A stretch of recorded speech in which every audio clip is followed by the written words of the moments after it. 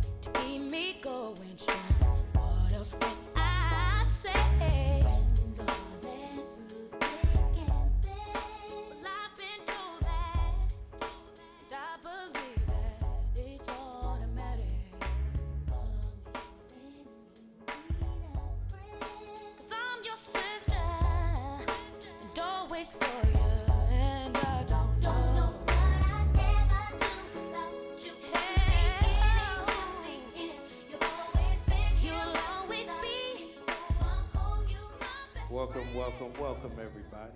We're going to get this party on the road. I know it's Friday, and a lot of people could be stuck in traffic, but we thank you for being on time, and we want to let you clap it up for being here tonight. We're excited. We have a great conversation that's going to take place. We got some iconic people here tonight, and so we're thankful you came out tonight. And this event is hosted by Malik Books. How many of y'all have been to Malik Books? All right. How many of y'all know that Malik Books has been doing this work and being part of the Black Book Revolution for 35 years? 35 years now, come on now, you know that's a milestone. I got the back surgery and the scars that reminds me of that, but the greatest thing that I recall doing, and I was asked this when I was on the radio, and I had to think, I wish he would have told me about that question ahead of time, because, you know, one of the things I said was my scars and my back surgery there, because books are not light, they heavy. And doing it for so long, I had to have back surgery. It reminds me of a time when black books wasn't it for most people. They would just walk by and look at it. But the reality is our stories and our voice matters, doesn't it? And so I'm thankful. So I said, them scars remind me of all the years of this work that I had to do to being part of the Black Book Revolution that took place all over the country, all right? It's because we move stronger as one than individuals. So I like to believe that I was part of a mission and a movement. And so, but one of the things that I think that I've done that's so immensely rewarding is to see the joy on youth and children's lives when we give them a book with an image on it that look like them. You know, I didn't grow up with books like that. So I'm thankful and grateful that I've been able to do this work for so long. And so we celebrated Saturday at Malik Books in the Westfield Culver City Mall. We had a big celebration, 35 years, 35% off of the entire store. We did that also at our other location at Baldwin Hills, but our big celebration was at Westfield Culver City. We had the DJ, and it was nice, and the community came out, and I was very grateful. They came out, and they thanked us for all the years, and I want to thank you for coming out tonight because, you know, it's the holiday season. So people shopping. So this is a little different than shopping, right? We going shopping for your mind today. And so I wanted just to make sure I mentioned the 35 years. But I could talk about Malik's and the work we do, but I believe children are 100% of our future. And so I got a little special trailer.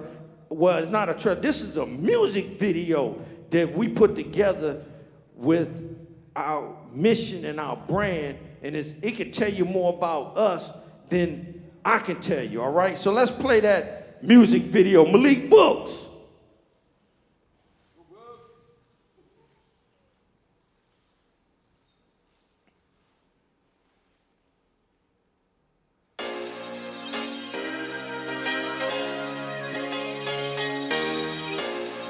Yeah, it's DR. Look, Malik Books has all the knowledge you want. Malik Books has all the knowledge you need. Malik Books, yeah, they have all the books that the whole wide world wanna read. Malik Books, they carry all the rarest books. Malik Books, you know it's hard to find these. Malik Books, to feed your intellect and free your mind and succeed at the same time. Malik Books is what you need. You know Malik got all the books you've been seeking for you to read after work or pick up on the weekend. And if you need a book for the kids to be inspired, you know Malik Books is where the children books reside. They got everything from black poetry to history. Answers to your heritage is no longer a mystery. Wanna find stories about black glory? Malik Books has all of the inventory. Wanna find a book on how to build a black business? Wanna find a book on how to cure financial illness? Or what about a book on how to stop being a victim? Take control of your life and make it about the system. Malik has the books to help you with your wealth, and if you seeking guidance, books to help you find yourself, and recipes, remedies to help you with your health, and whatever you need, just know they got it on the shelf. Yeah, Malik Books has all the knowledge you want. Malik Books has all the knowledge you need. Malik Books. Yeah, they have all the books that the whole wide world wanna read. Malik Books. They carry all the rarest books. Malik Books. You know it's hard to find these. Malik Books. To feed your intellect and free your mind and succeed at the same time. Malik Books is what you need.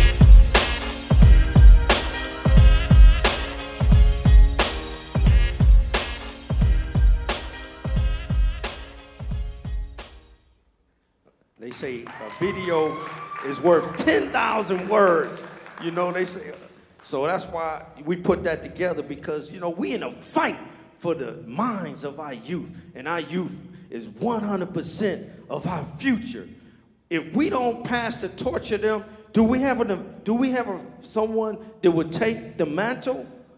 They are the future. So we have to get to the kids, the youth, the children. So we do a lot of work with our children. We've been able to give out since 2000, and I believe the last 2-3 years, we gave out, partnered with different organizations and corporations. We've given out over 10,000 books to our youth in the communities. And so that's something we're proud about, because children are 100% of our future. I didn't grow up with books like that, but that video is just a reflection of our passion. Me and my wife, April, you know, this is Malik 2.0. I've been doing this 35 years, but I think that, you know, I got to acknowledge her, because together we teamwork make the dream work. So, yeah, but I'm very grateful and thankful. So tonight, we're going to have this conversation about turf wars. But before I introduce our moderator tonight, I need to play another trailer, because I got a new an event coming up, kicking off Black History Month in February 4th, right here at the Miracle Theater. We got the billionaire coming to the neighborhood, Robert Smith. Who heard of Robert Smith? Raise your hand. Now, he spent $40 million paying off student loans at Morehouse. You know, that don't happen just any day. But he come into LA to talk about Lead Boldly, the 7 principles of Dr. Martin Luther King. And so that's taking place right here. So if you don't have your ticket, go to malikbooks.com, get your ticket. But I have a special person who's a trailblazer, who was the moderator for this event. And I just want to play this trailer on her, because she opened up doors in the NFL. Jane Kennedy.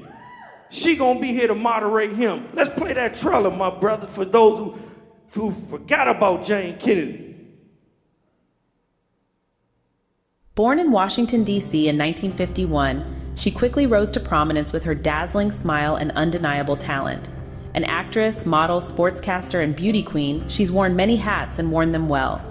Crowned Miss Ohio USA in 1970, she broke barriers as one of the first African-American women to win a major pageant title. She didn't stop there, though. Jane took Hollywood by storm, starring in films and TV shows, becoming a beloved figure on the silver screen. But her talents weren't just confined to acting and modeling. Jane made history again as one of the first women to break into the male-dominated world of sports broadcasting. From beauty queen to Hollywood star to sportscasting pioneer, Jane Kennedy. Overton's story is a testament to the power of breaking barriers and challenging the status quo. Here's to the extraordinary journey of an extraordinary woman. She gonna moderate Robert Smith. I mean, she didn't know how the impact that she made. I've been doing different events with her this last year, because her new book is called Plain Jane, and she didn't know the impact that she made to so many men and women that made them believe that they could be sports commentators, all right? Because she did it back years ago. I think it was the 80s. I never forgot her. And so I'm getting her back to what she was known for, interviewing. You know, so she won Emmys, she won all kind of awards. So she gonna moderate Robert Smith. But I got a trailer for Robert Smith that I want to play right now.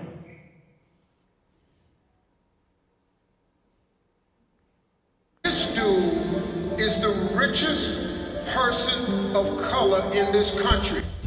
Robert F. Smith is a billionaire, technology investor, and philanthropist who shares both his wealth and his knowledge. In 2019, Smith did something that shocked thousands of people. As you know, 5 years ago, I paid off the student loans for over 400 graduates of Morehouse College at a cost of over $40 million. Kicking off Black History Month with Jane Kennedy in conversation with the billionaire Robert Smith. They're going to be talking about Lead Boldly, the 7 principles of Dr. Martin Luther King. Listen, it's going down February 4th, 2026, and it's at the Miracle Theater. Go to MalikBooks.com to get your tickets. Go to MalikBooks.com to get your tickets.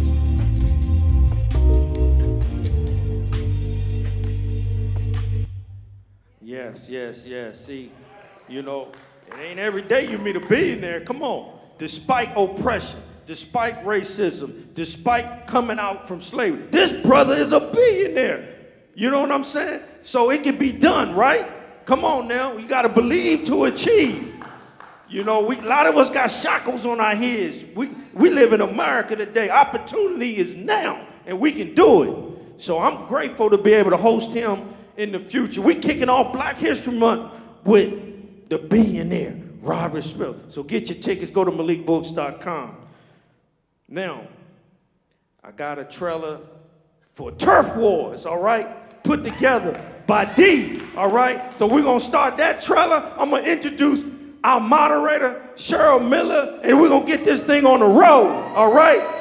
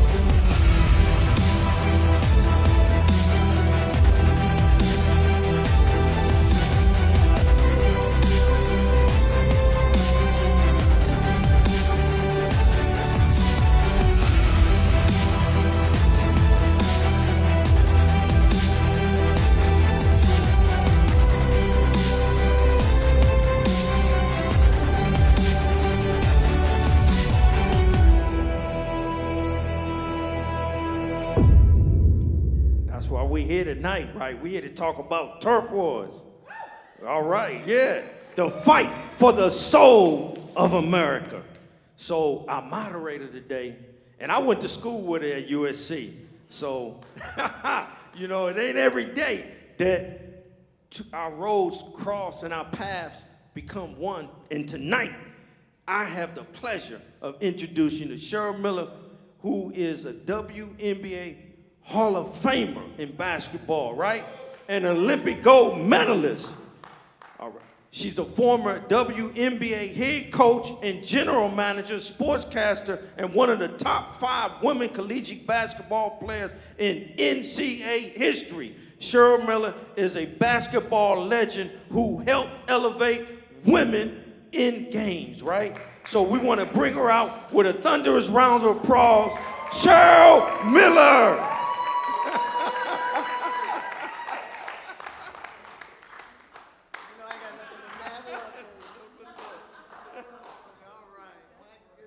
Something else. You haven't changed a bit from SC days. A little more salt, a little more salty, and pepper, but you're still handsome. All right. Good evening, everyone. This is a treat for me. I get the opportunity to reintroduce, because I had the pleasure of co-professoring at USC, and he was one of our guests. So let me introduce you to DeMaurice Fitzgerald Smith. He is a former executive director of the National Football League Players Association from 2009 to 2023.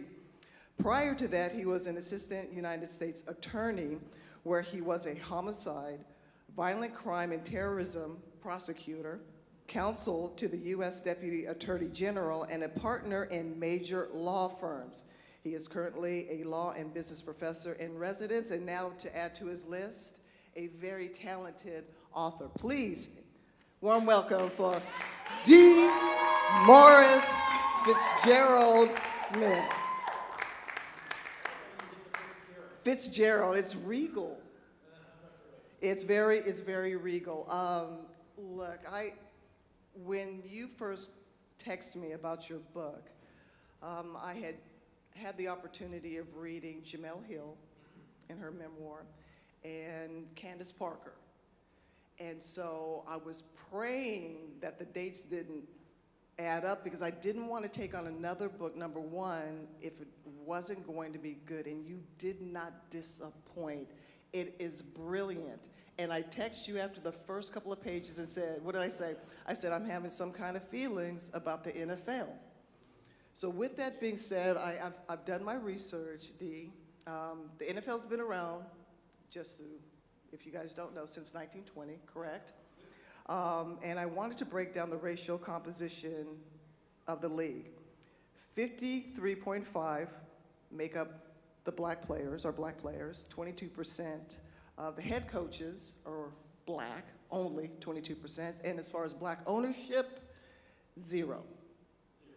So with that being said, is the NFL racist? Yeah, it's working. Hey, we're just keep it 100%, because look, I've read the book. I wanted to do this event with Malik Books and with you because I knew we had conversations that I could not have with these people. True. So to answer your question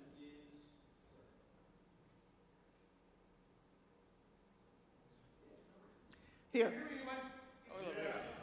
To answer your question, is the NFL racist? The NFL is a racist structure. It just is. I mean, I talk about how the National Football League is a socialistic structure because they privatize their wealth, they socialize their cost.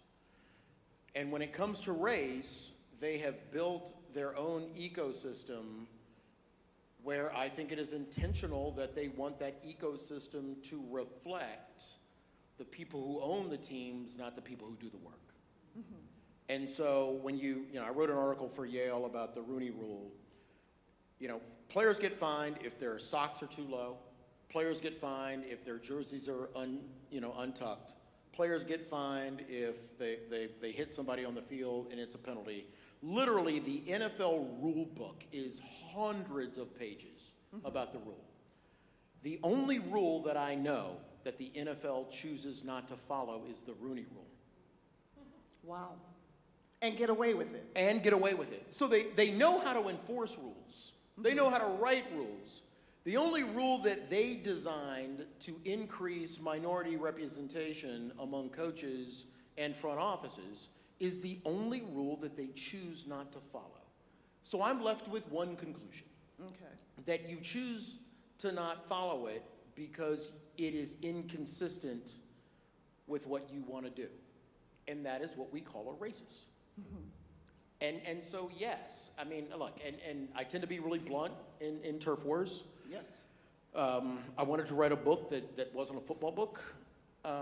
Which it's not. It is not, and it is not for the faint of heart. No, it isn't. But you and I, well, first of all, Cheryl Miller is like the only athlete that makes me nervous. I mean, I've been with Tom Brady, I've been with Drew Brees, but nobody scored 105 points in a game. I mean, let's just can we just go somewhere and sit down? Just I mean, if I gotta listen to Aaron Rodgers one more time. Wow. But you and I, I come from a being the executive director. You broke so many barriers and endured so many things that you have a very real understanding of what sport is in America, and I have a really real understanding about what sport is in America. And look, here are the great things. Is it an opportunity to do what you love? 100%. Yes. Play with people that you love, the locker room, being joined with people on a common mission, achieving things where you're growing up both as a person. All those things are fantastic about sports. But it would be remiss for us to not mention the other side of sport is, when it comes to women's sport, is the locker room worse than the men's? Yes. Are the training facilities worse than the men? Yes. You go to, it was a few years ago when they broke that story about the NCAAs and they showed the women's workout facilities and the men's workout Oregon. facilities. Look, I just made a decision that if we're going to talk about the beauty of sport, let's make sure that we understand the things that aren't beautiful about sport and try to fix them. Well, then you've drawn some really strong parallels between the owners and how power works in America today. Yeah. Can you break down that comparison? Well, look, I started writing Turf Wars in 2016. We had just started to represent Colin Kaepernick. The anthem protests were building with players. If you remember, the president gave a speech in Huntsville, Alabama, one night where he said, "Wouldn't it be great if these owners fired these sons of bitches who were kneeling?" And I am absolutely positive that the president didn't understand that he had just called every NFL player's mother. Yes. And again, where we come from. It was heard. Oh, yeah. Where we come from, that is the laying of hands moment. Right. You know, that is the Gaddafi line of death. And so I knew then that I wanted to write a book that not only told the stories of what I was going through and telling them from the perspective of the players, but I started off with this frame that the NFL for good, and honestly I mean this, mostly for bad, the NFL has now become the cultural epicenter of America. Think about it. I mean, the games start with the unfolding of the flag, there's the flyover, they have people inducting themselves into the military, it's red, white, and blue, it's a cultural moment. And I wanted to write a book that where the frame was, okay, the NFL is like a microcosm of America. And then the longer I went through that, and then, you know, Deshaun Watson, and then, you know, finishing the Kaepernick case, I came to the conclusion that, man, America is now being run like the NFL. A small number of billionaires who have an outside control over literally everything. Healthcare, media, our ability to engage in international commerce. I mean, the fact that there is a small billionaire class that is literally controlling almost every aspect of our lives. I've been there as the executive director, and I know the most salient characteristic of a billionaire is not that they hate you. It's not that they are even racist. The most salient characteristic of a billionaire is they are indifferent to our existence. Just indifferent. And that's terrifying to me. I know, all went there and everything. No, because I want to, since you've opened up that door, and I'm gonna skip ahead now. I'm gonna skip ahead because you've been a part of so many defining and controversial moments, and I really want you to share a key lesson that you learned, and you've already spoken. I want to come back to Colin, but let's start with the one that I remember the most, Ray Rice. You know, look, Ray was, the Ray Rice case was the most morally conflicting for me. You know, I'm a father of a daughter, right? But I'm a union leader.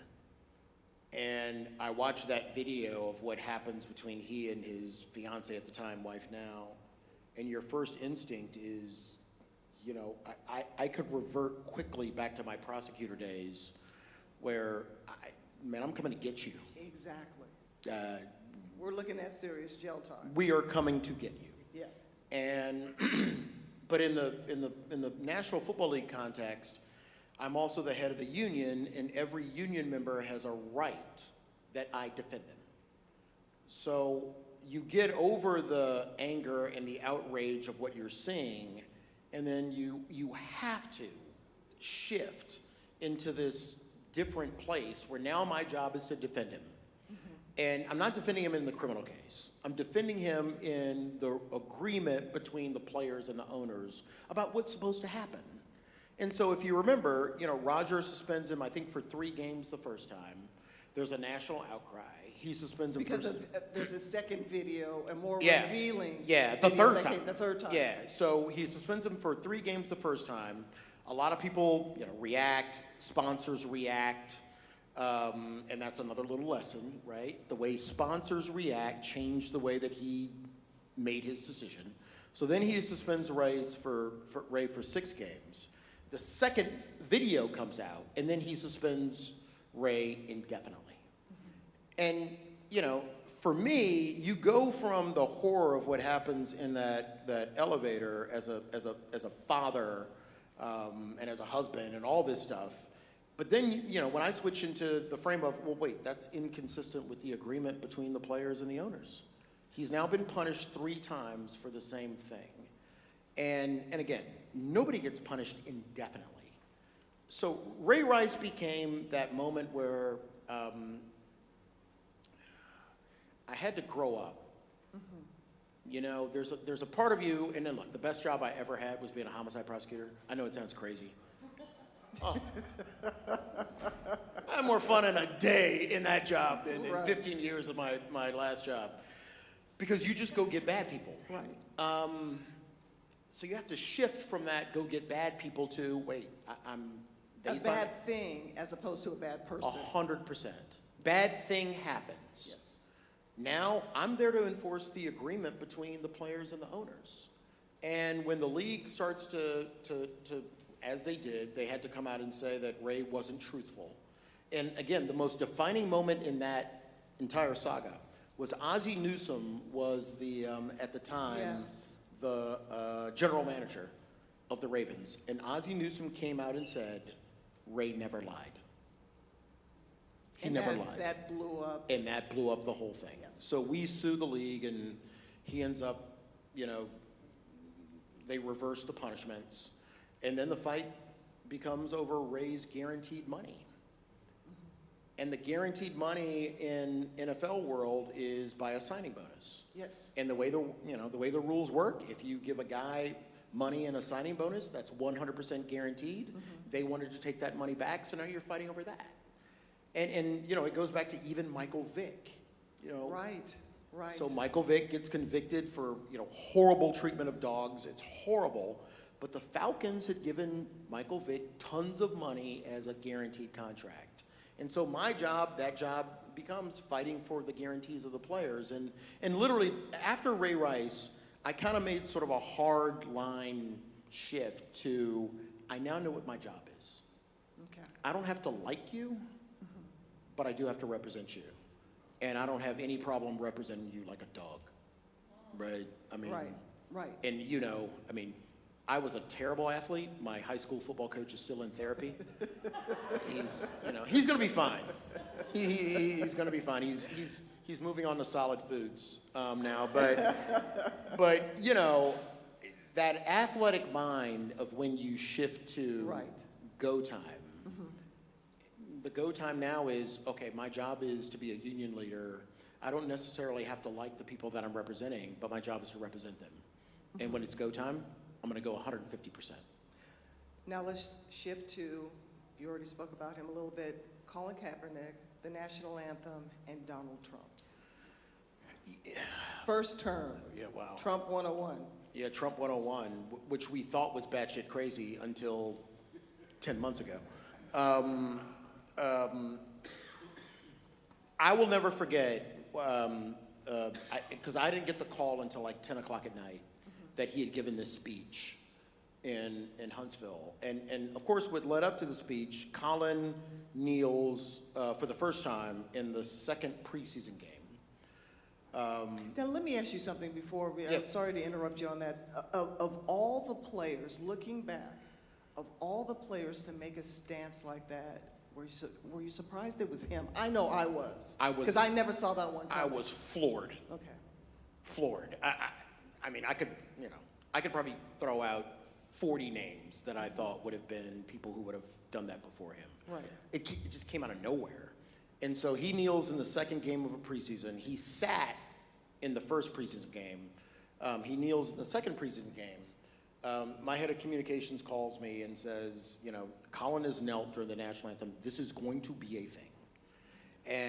And so we talked about it that night. It's probably 8 o'clock after the preseason game. I did not watch the preseason game. I mean, who watches a preseason game?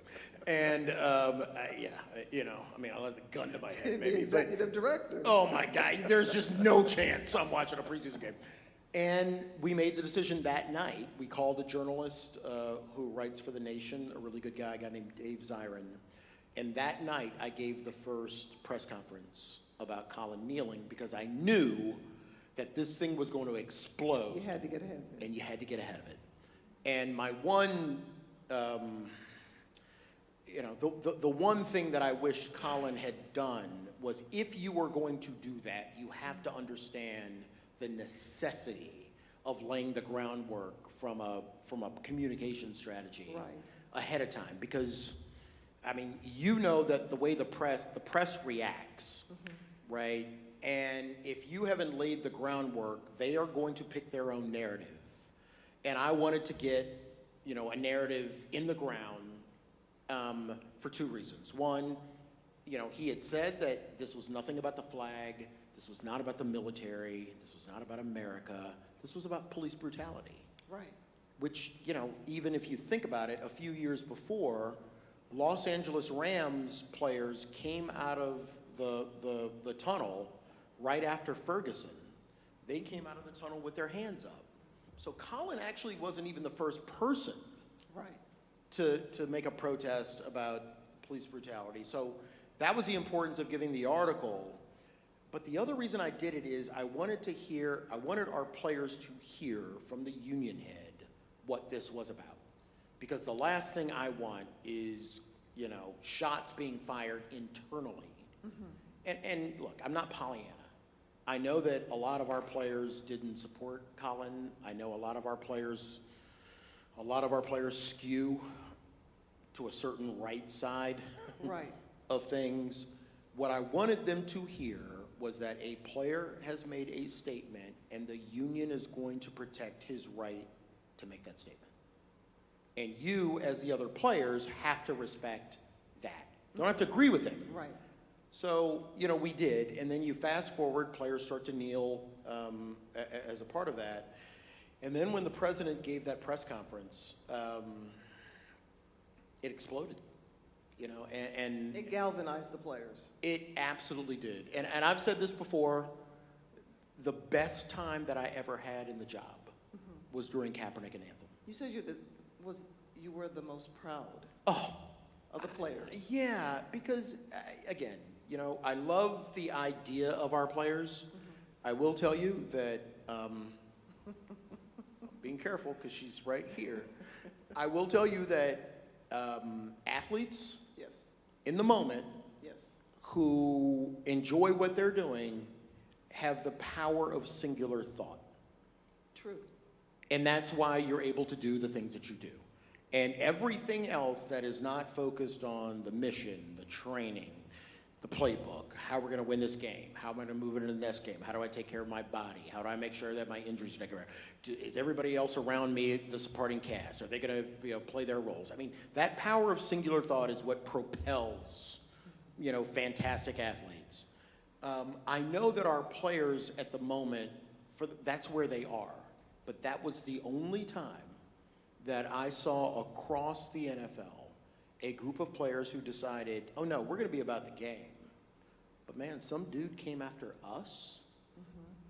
I might not agree with Colin, but we are all going to lock arms together. And that was I have never been more proud of our guys than that. Concussion litigation. Yeah. When I took the job in 2009, I know it sounds like a punchline to a joke, but in 2009, the head of the league's concussion committee was a rheumatologist. They cared Hence litigation. Right. Hence the word They litigation. cared so little about the health and safety of the players when it came to concussions that the head of their committee was a rheumatologist, an aches and pains doctor. And the name of the committee, I'm not making this up, the name of the committee was called the Mild Traumatic Brain Injury Committee. Mild? What traumatic brain injury is mild? And literally, so, we've all probably seen the movie Concussion. I was the first person to hire Dr. Amalu, who had done the seminal studies on CTE. The league has never met with him to this day. So we made the decision in 2010, 2011, that we not only needed to change the rules to kind of protect players, but we needed to change the culture. And right after Anthem, the other thing that I'm most proud about our players, and I get it, I love our guys. And I can say this because I have a son and a daughter. I love the daughter more. I just do, because smarter, cares about me more, is not likely to leave me in a mall when I'm 90. I love my boy to death, but that dude's gonna be like, hey man, I put you in front of B.F. Chang's, I'll see you later. But, the boys just have a frontal lobe development where I became an adult like an hour ago.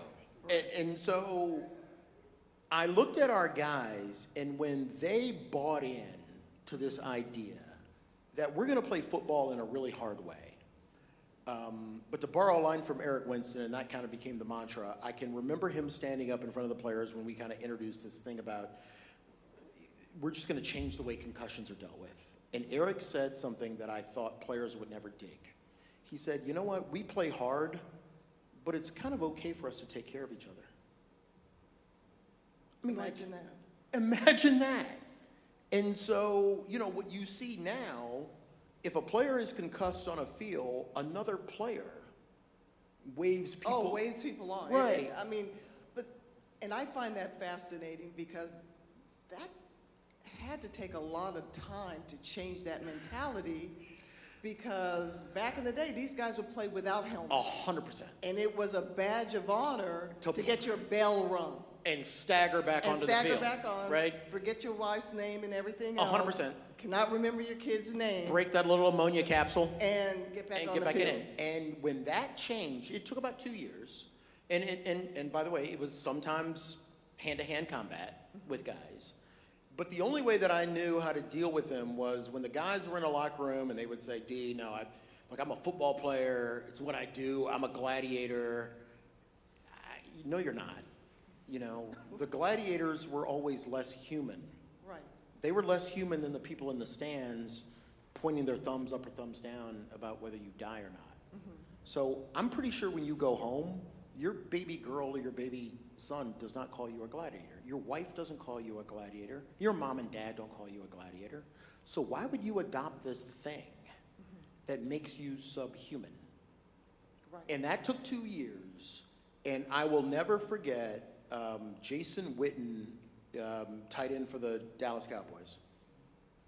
Jason, if you go to the Star down in Dallas, and I do a horrible Jerry Jones imitation, which we can do later if we want. He's the undead, by the way. There is a picture hanging in the Star right above the team locker room, and it is a photo of Jason Witten running down the field to make a tackle with no helmet. It's a glorification. It is. Of a person who is literally willing in that moment to suffer a catastrophic brain injury. That's on the wall at the Star. And what happened after that was a scene where he gets knocked almost clean out. Right. A player picks up his helmet. He goes to the sideline. Witten wants to come into the game, and the player won't give him his helmet back. And that's when I knew. A player did not give Jason Witten his helmet back.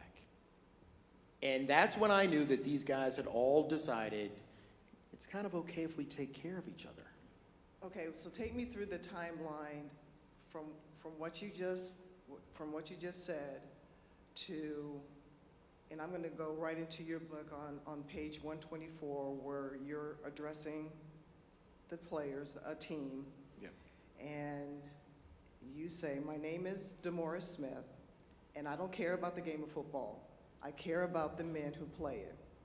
I remind them that they can repeat whatever mantra they wish, telling themselves they're part of the supposed NFL family.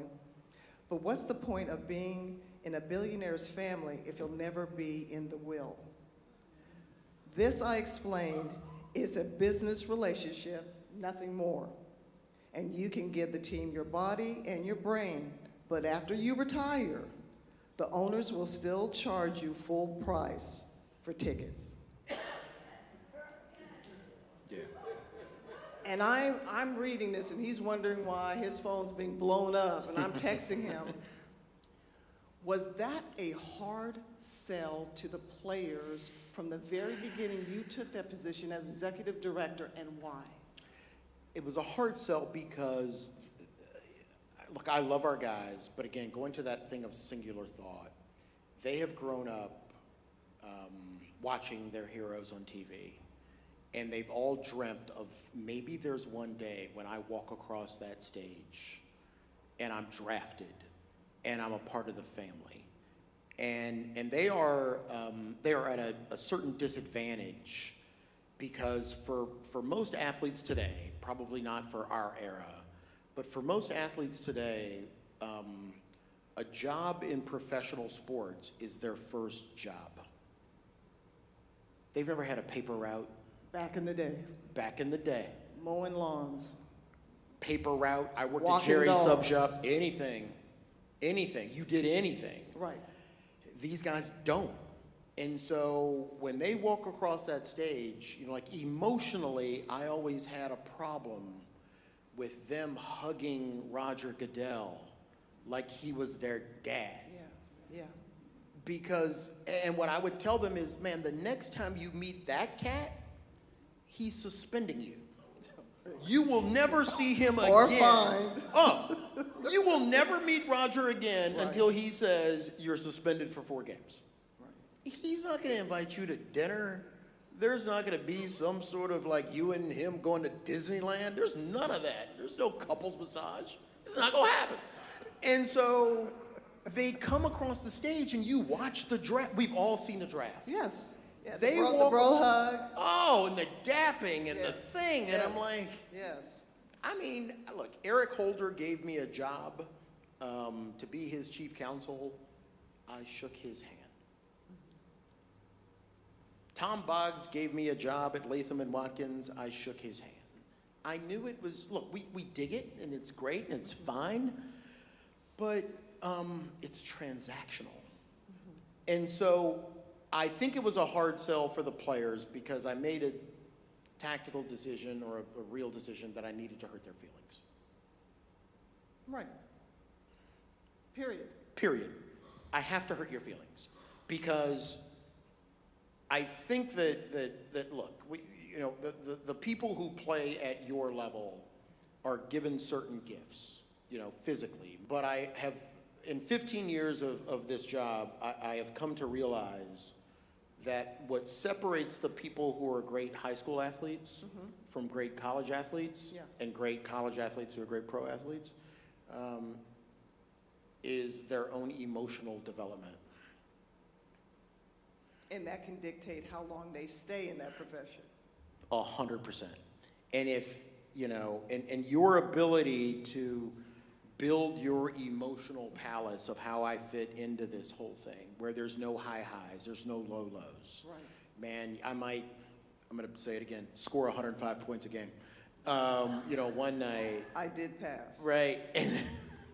But then, one day Right. that you're going to have an off game. But you can't live in this high, low, high, low, high, low world. So, Cheryl Miller is the no high highs, no low lows, right? And so for our guys, I know that EQ, that emotional intelligence that they have, the only way that I can make a difference with them is to break that. Because they have to get out of this emotional thing that, yes, you play the game, you play for a team, you want to win, that's great. The National Football League is a business. It is transactional. Right. And I've got to break you out of this thing where, you walk across the stage and Roger literally tells everybody, welcome to the NFL family. And my thing about family is, man, I understand on a pretty granular level what family means to me. Right. It ain't that. So for them, they have to be shocked out of it, right? And the way they react to it when they hear it the first time is they're angry at me because how dare you break the dream? And then you just slowly unpack it, right? Because there's somebody in this locker room who got hurt and somebody took their job. And so the way that I would tell the rookies, because we would have them the day before the draft, congratulations for making it to the National Football League. There's only 250 of you. Only 250 guys make it to the National Football League every year. That's it. Only 250. I'm proud of you for what you've done. I'm proud of you for your accomplishment, but you need to understand this. The only reason the 250 of you are in this room is you have now taken a job away from 250 guys. Right. You just took food off of 250 guys' plates. And that's okay, because those guys took 250 dudes' jobs. But that's what this is. So, let's say before they ever sign that first contract, Yeah. what would you want the college and the professional athletes to understand how the professional sports works? Well, give me your bullet points. Yeah, first of all, you're not in the family. Number one, and it's transactional. It's transactional. Number two, here's the reality. You have more agency in college. Now. Well, I would start off with saying you have more agency in college because in college, at least you're picking your school. I mean, I had one scholarship offer. At Liberty University. Woo-woo! Clearly, It only takes one, though. Clearly, It yes. only takes one. Yes. And my dad wouldn't let me go. Literally, he would not let me go. Oh, Yeah. wow. No. Wow. Wouldn't let me go. I mean, somebody here had 300 offers? I guess. I forget. I guess. But a college athlete, for a college athlete who's going to go play at a high level, is probably choosing between 4 or 5 Absolutely. schools, right? Yes. All of that ends when you get to the pros. When you're drafted, you don't pick your team. No. So my first thing would be you're not a part of the family. Second, when you come into the professional arena, you have less agency than you're going to have as a college player. And the last thing is, for me, for football, the injury rate is 100%. And your average career is 3.3 years. The average is 3.3 years. 3.3. So football in the National Football League, do not ever say the word career to me. You are not going to have a career. You're going to have a hot cup of coffee. You're going to be here for 3.3 years. You're going to be in the league for a shorter amount of time than you were in college. All right, Dylan, let me ask you this. So Yep. you mentioned college, and let's bring in the NIL Yep. deals. Yeah. So an incoming college player, does he have more agency, is the word you like to use? Yep. Now, because Oh, yeah. Okay, so they're in 100%. a far better position. They're in a far better position In what financially, respect? and they're in a far, and from an agency standpoint. I mean, And look, power, how much power and agency do they have now with the NIL deal in place? I think you're looking at players now. I think you're looking at players now in the NIL system that are making the same business decisions that coaches would make in college sports for the last 50 years. I mean, let's just be blunt, right? I mean, and I know USC is close and dear to our heart, Right. but Pete Carroll, I'm just being honest. Be honest. Pete Carroll runs an NIL deal before NIL with Reggie Bush. Oh, absolutely. And Reggie Bush is being paid to be a player. Reggie Bush loses the Heisman. USC gets the death penalty. And Pete Carroll. And Pete Carroll goes into Goes to the Seattle. he goes into the transfer portal. He did. He did. He So bounced. Pete Carroll was in the transfer no portal residue. with With no no residue. residue. Pete Carroll went in the transfer portal before there was a transfer portal. Yeah. So now you flip it around, and now these players are making a decision that I'm going to go into the transfer portal because I'm going to get paid more money from somewhere else, or I'm going to get more playing time somewhere else, or I don't fit into this coach's scheme somewhere else. And then you have to listen to these coaches on TV saying, the transfer portal is ruining college sports. And I'm like, whoa, champion. I mean, has anybody seen Lane Kiffin? Right. Absolutely. I mean, that dude must not unpack a bag wherever he goes, because why would you? I mean, clearly he's renting a And house. it's doing well for his bank account. He's doing quite well. He's killing it. I mean, Matt Rule, come on, he's still getting paid by the Carolina Panthers. So, my thing is like, look, it's just why have the hypocrisy? Right. So now students, and look, I can take it to my own personal level. My son got one scholarship offer to play lacrosse. He ends up at a horrible school with a horrible coach, a horrible team atmosphere, bad culture, and he goes into the transfer portal and goes to a University of Maryland and wins a national championship. That's a beautiful thing. But so I'm like, well, why would under what scenario should that kid be stuck at a bad school, bad program, bad coach? You know what? And this has nothing to do with turf wars, and this is a whole different subject matter. But I understand you. There needs to be, in my opinion, at least some guardrails. Oh, 100%. Now, Needs to be some guardrails. what's happened with NIL is and I blame it all on the NCAA.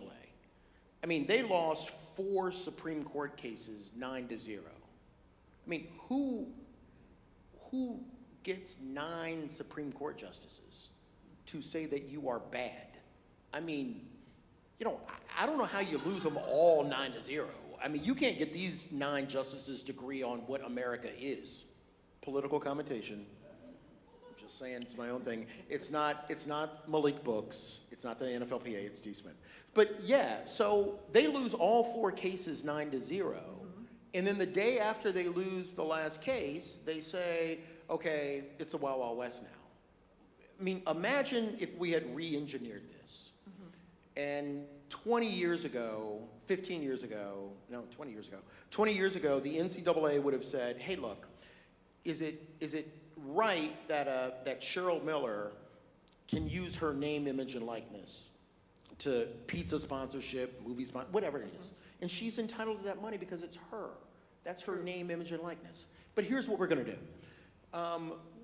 We're going to allow her to take 50% of the money, and we're going to put the other 50% of money in the trust. And then every year that she's at USC, that money is going to earn interest. And if she spends 4 years at USC, she's going to get the balance of the amount coming to her with interest. I don't have a problem with that. There is not a college athlete in the country that wouldn't have had a problem with that. Absolutely. And they did not do it. And now here we are, and there's no guardrails, and Horses everything's out the barn, can't do anything. everything's spinning into the sun. And honestly, I think the strategy, and again, I don't know this, but I think the strategy of the NCAA is they want it to spin into the sun and burn down, and then say, we need to roll back these rules for NIL. I think that's what they want to do. So they want it to get so bad that people go, like Tommy, Tommy Tuberville, who is a senator now. He's nearly as bad a senator as he was a football coach. That's just true. True that. That's just true. And, so this guy's talking about, and look, you listen to the coded language. We can't have these people making millions of dollars. Well, anytime you use these people, you know exactly Who's you people? But okay, with that being said, and Yeah. the temperature, the landscape is all changed because of NIL. Yeah. How well versed are the college athlete today with the unions and with the CBAs? Do they have any understanding of what's at stake? Or what their stake is in having that knowledge? No. I just being dead honest. Just no. I think that having run a union of 2,500 players for almost 15 years, and how relentless I would have to go and teach, like locker room to locker room, what a union is, why we're better together, what's the history of this union. And that's just relentless because, again, the turnover is so fast, right? Every 3 years. I mean, we think about a guy like Tom Brady, and I think he's like 106 now. But, Tom. And he says he can still come back and play. And by the way, he could. He probably could. He could. He could. He could. He's a different cat. But a guy like Tom Brady has lived 30 NFL lives. Yeah. Right? I mean, you play that long when you think of a 3.3-year career average. He's played 30 careers. That's not the normal thing. So I think the problem with college athletes, or the difficulty of college athletes appreciating what's at stake, is you come into college and you're 18. And look, I got that call from Liberty, and I was like, bro, I'm going to Liberty Baptist. Right. And man, you are happy. You're just happy. You get to college, and that first year is like, wait, whoa, this is not high school. So your first year at any college, I don't care what your program is, your first year at any college is, man, I'm just trying to survive. Your second year, you think you kind of figure it out, and you're a little bit balanced. Your third year, you're an old person at that point. You're a vet. You're a vet at third year. So imagine trying to teach a group of people where the only people who could understand what's really going on are juniors and seniors.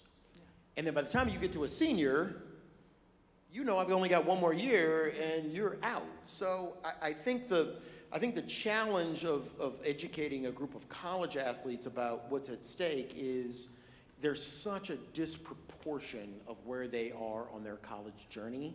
And what worries me the most now with NIL is so many athletes are getting paid now. And I think that's great, Right. I have this question about how many people are paying their taxes.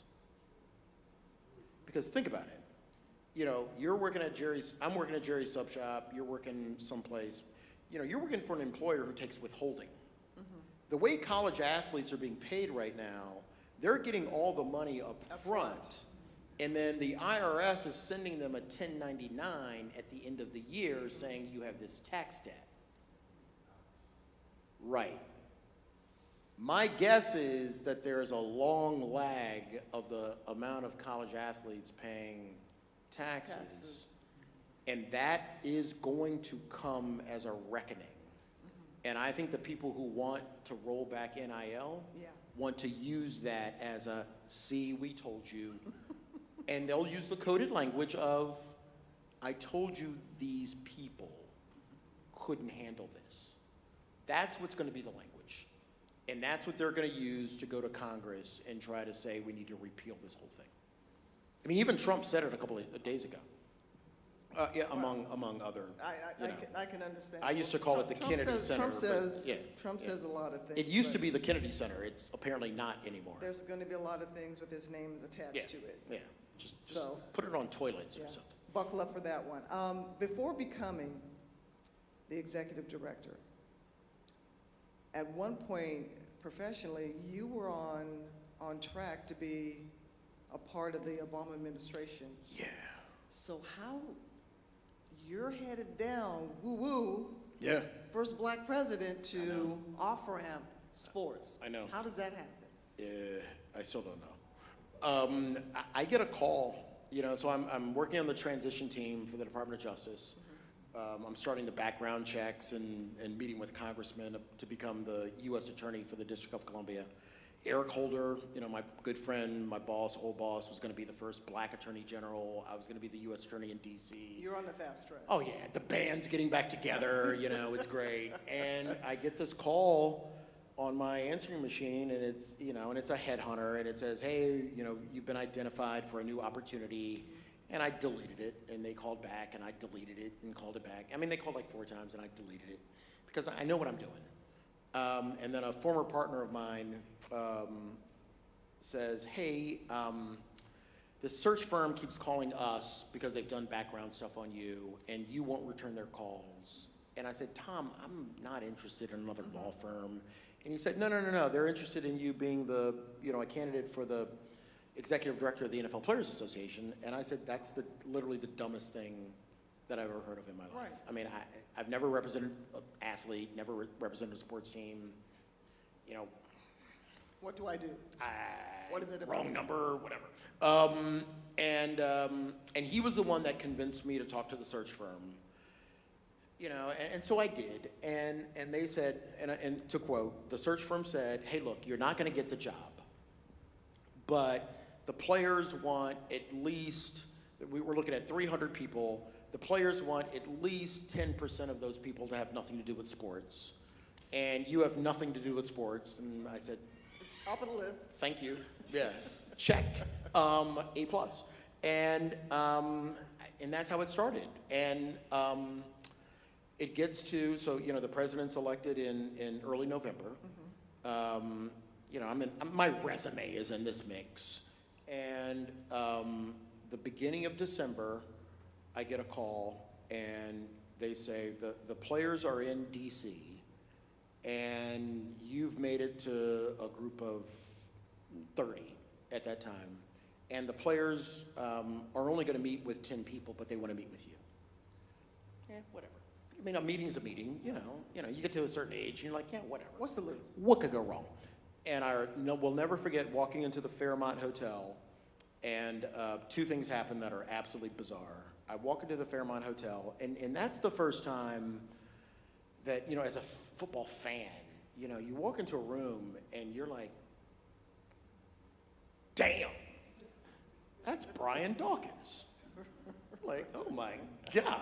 And it's just, they're dressed in street clothes, and they've got suits on, and it's, it's Brian Dawkins. And I look over and I'm like, damn, that's Jeff Saturday. And, so it's Mike Vrabel, and you're looking, it's Kevin Mawai. And I'm like, holy, yeah, these dudes are ginormous in like street clothes. I mean, and then so that's the first thing that happens. It's absolutely crazy. And I'm just there to have a conversation. I have no idea what I'm going to say, but just there. And a guy comes over to me. He's got sort of a ill-fitting coat, jacket on.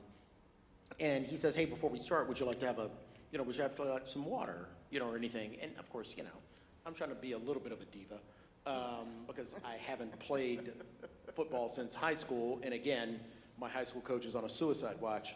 And this guy goes, hey, can I get you some water? And I'm like, yeah, that's great. I was like, hey, by the way, if you can grab me some sparkling water, that'd be fantastic. He goes off, and he kind of gives me this weird look. And he comes and he brings me a bottle of sparkling water. And then when he walks away, he sits with the players. And I thought it was like a hotel guy. Oh, wow. And I'm like, oh, damn, that's Drew Brees. I just asked Drew Brees for sparkling water. This is all going to go so poorly. And then Brian Dawkins asked me the first question. I'm sorry, Kevin asked me the first question. He said, so tell us, why do you want the job? And I said, I don't. You guys called me, and I don't really want the job. I don't really think I'm qualified for the job. And Brian Dawkins said, and he just went on this litany, that Gene Upshaw passed away. The owners are going to lock us out. They want us to play 2 games for free. They want us to give back 20% of our salaries, and they want to eliminate our pensions. And we're looking for somebody who understands game theory. We're looking for somebody who knows how to fight, and we want somebody who is willing to go to war. And then that was the first time that I thought I was qualified for the job. That was the hook. That was the hook. When they said those three things, I was like, Now, I've got a couple questions because it came down to, it was you, it was Troy Vincent, Yeah. and Trace Armstrong, Yeah. both former NFL players. Presidents. Presidents. Yeah, yeah, presidents and players. And, and former players. And is it fair to say they had the backing of the owners? Oh, yeah. You definitely, you weren't on the, I was not on the. you were I was not on the plan. the owners list. No, and I think at the end of the day, I think it was a blessing, because I think the owners were absolutely confident that the players are going to pick a former NFLPA president. Right. And you know, and Gene obviously was a player, and so you know the beauty of you know ESPN calling me the outsider was really nobody kind of focused on me. So I didn't have any sort of the white hot spotlight of Troy and Trace and what they were going through. And honestly, my pitch to the players, my first line to the players was, hey, look, if you guys are interested in somebody you're comfortable with, somebody who's been in your locker rooms, somebody who knows the player community, somebody who knows the NFL, pick somebody else. That was my opening speech. Right. I know how to do these things. And then I kind of walked through the players of what I saw was the owner's game strategy, because I had done that for big companies. And when you kind of roll the credits back and kind of watch the movie backwards, right? You know, when the owners, you know, they had tried to remove the federal judge who had been supervising the NFL for 40 years. They had amassed a $4 billion war chest. You could see how they had lined up the media, right, in a way to kind of demonize the players. They were prepared for the squeezing the players. They were prepared for the squeeze. Wow. And so, you know, and looking back on it, and I didn't understand it back then, but one of the beautiful things about dealing with athletes is they all want a game plan. And if they think the game plan makes sense, man, everybody's good. Oh, yeah. You know, and so I didn't really appreciate that. But as I'm kind of laying out okay, this is what our opponent's going to do, this is what I think we need to do. When guys start to sort of hear, okay, man, that makes sense. That's a strong game plan. That counters, that's the X to what they want to do. That's going to counter what they want to do. And I'm not saying we'll win. I'm saying we'll be able to fight. And that was the hook. What was the biggest uphill, because you were a part of two brutal collective bargaining agreements. Yeah. Which one was the most taxing? And which one kept you up at night? The last one. Okay. You know, the first And one. why? The first one was easier because once players understood that they were in a war, being a wartime general is easy. You know, much like being a coach, you've got a really good opponent. And I think the best coaches, and again, I've never been in the locker room. Again, I make a lot of jokes about my high school coach because they're all true. But, you know, the thing that I always respected about that cat, and even my college coach, was he's not predicting a win. This is our game plan. So the first one you said the second one Was the difficult. worst. Now the first one, you talked about the owners assembling that $400 million or $4 billion. $4 billion Yeah. war chest, but you were able Yeah. to assemble your own. I mean, a little thing, right? You know, you had a little your DC thing. You had your own chest, Yeah. and not only that, and I think the element of surprise because as much as the owners may have, which they did, they knew about you. Yeah. They knew about your background. They knew how talented you were, and they tried to put you in a compromising position with your firm, correct? 100%. And you know, look, they're brilliant. And there's a certain amount of you kind of tip your cap to your opponent. Gamesmanship. It's gamesmanship. So once they knew that I was going to be a final candidate, they went to my law firm And they offered my law firm, the NFL offered my law firm a contract to represent the NFL. Which, man, you know. You'd have done the same thing. I would have done the same thing. I'm not mad at you. I'm mad it's me, but I'm not, you know, and so I have this, you know, great mentor and a guy named Tom Boggs. You know, Tom was by far the best lobbyist in the country. But, you know, Tom is like bigger than life. He's like a cartoon. But, you know, brilliant, smart, but also smoking cigars at 9 o'clock in the morning. And I get this note to come meet with Tom. And, you know, if you're meeting Tom at 9 o'clock in the morning, nothing's good. Nothing good's happening. So I knock on his door. He's got this ginormous office on the top floor of our law firm. He's puffing away on a cigar. It's 9:30 in the morning. And the room is smoky. The room is like filled with smoke, and you're like counting off how many lives you're gonna lose being in this room. Right. And I sit down, and he's chomping on a cigar, and Tom would kind of stare at you, you know. And so he pulls out a cigar, and he goes, "So this, you're still in it for this NFLPA thing, right?" I'm like, "Yeah, Tom, I'm in this thing, and by the way, I think I'm gonna win it." He goes, "Well, my good friend who owns the New Orleans Saints, we've known each other." Tom Benson, we've known each other for years, grew up together. Our daddies knew each other. You got to go through that story. Our daddies and his daddies and his daddies, whatever. And he goes, "Hey, I just have to tell you, the NFL just offered us a long-term contract to represent the NFL."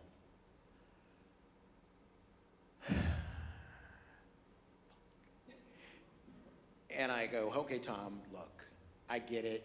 It's a great opportunity for the firm. I'm not going to ask for the firm to turn this down.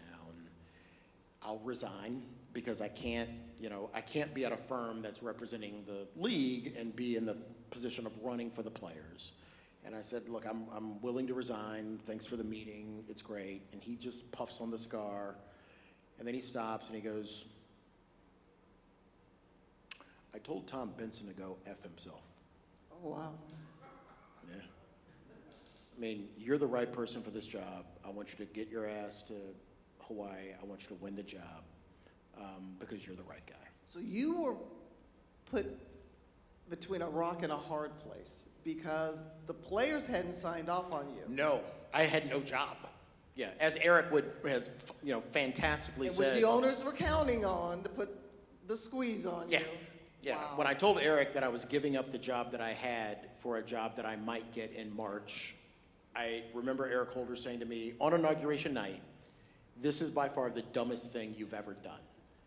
And I said, "Well, when you put it like that, it sounds stupid." And he said, "Because it is stupid." And, but for me, I was never called to be a pastor. And I thought I would be, like my grandfather and like my father and like my uncles. But I never got that calling. But for whatever reason, once I was in the mix for this job, I felt it was a calling. And it just felt like it was the right thing. And when you're a part of something like that, it was a mission. It's a mission. And Tom, for Tom to back me in the way that he did, and also to do a thing that he didn't have to do, that was pretty cool. Take me through your first year and what your experiences were, and I don't want you to get into too terribly. Well, actually, I do. The owners. Yeah.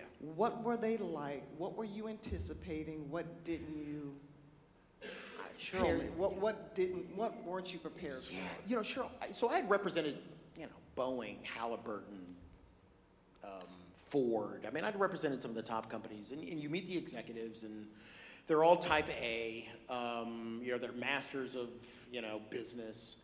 I really thought the owners would be like that they would just be hardcore business people, that it's not terribly emotional, it's not terribly personal. And that year was a shock because I found them to be incredibly petty, small, utterly emotional. Petulant. Just petulant. Like I couldn't get over, the way that I looked at the NFL studying it to come in, I'm like, hey, look, I don't know. I think revenue in 2009 was like $6 billion, $7 billion, which, is a lot of money. This year the National Football League will do $24 billion, just to put it in perspective. 24 billion this year. So I looked at it as, if you were an executive that owned a team in a $6 billion industry that had no competition, man, why? I mean, I'd be the happiest dude on the planet. I mean, I'd be walking around with a juice box all day. But they weren't. They're just angry and petulant and upset. And I never met a group of people who, for the most part, were so dismissive. And again, my naivete, I mean, I come from a big law firm, Latham & Watkins, come from a big law firm, Patton Boggs. You know, I mean, there's a certain custom about how we deal with each other. And I was shocked at how dismissive and utterly just rude. I mean, like, you know, one of them, you know, and it's also the coded language, right? I just remember one owner, I don't know who it was, they had interviewed him about, you know, me, and he goes, well, you know, he dresses well and he speaks well. You're not real black. You're not really black. Right. Because you're articulate. He's so articulate. And so, you know, we hear that and we're like, well, what did you expect? I mean, like, Nipsey Russell? I mean, Good old Schultz. only the old people in the crowd get that joke. So, yeah, and you're like, well, wait a minute. I mean, I represent the players. It's a job. I'm sure you don't treat the lawyers who are on the other side of your business deals like this. Why is there such a personal antagonism? And then the more it oozed out, you can put them all in the same category. They believe that every player in every sport, college or pro, should just be thankful. You should just be thankful. Aren't you happy? You get to play, you get to in our league. Yeah, you get to play in our league. You're doing the same thing you did when you were as a kid. Aren't you happy? And we hear, aren't you happy? And we want to punch somebody square in the face. Because I'm appreciative, but I'm not here because of some gift. I've worked my ass off to be here. I mean, there's only a rare number of people who get to do this. And I had to beat them all out. And now that I'm here, I'm literally fighting tooth and nail to stay here. And I think that is the Black American experience, forget sports, everywhere. Because we find ourselves in these rooms where most of the people don't look like us. We are clinging to staying there. We have to work twice as hard for half as much. We know that there's a network of people who get the hand up, the nepotism. I did a thing for, you know, the boardroom that talks about the lack of meritocracy. And you know that you are there because you have literally fought your way there. And I'm not angry about it. But I do feel a certain amount of disrespect from you when you're denigrating what I'm doing. And I'll, you know, there was an owner, I don't know, who cares, I put him in the book. You know, the owner of the Miami Dolphins ended up giving a speech during the fight for the lockout, and he said, well, you know, the NFL Players Association, well, that's not a real union because, I mean, after all, it's NFL players and they're getting paid a lot of money. Like, well, come on, man. Like, you run a team. Well, it's such a disregard and a disconnect because they take the word owners a little too literally. Think about it. I watch Django twice a month. I want 5 fights. That's who they are. They literally believe that they own this and that the amount of money that they have to pay you, they think of it as, I have to pay you to do this. And they hate it. And they think that every player should just be thankful to be a part of their universe.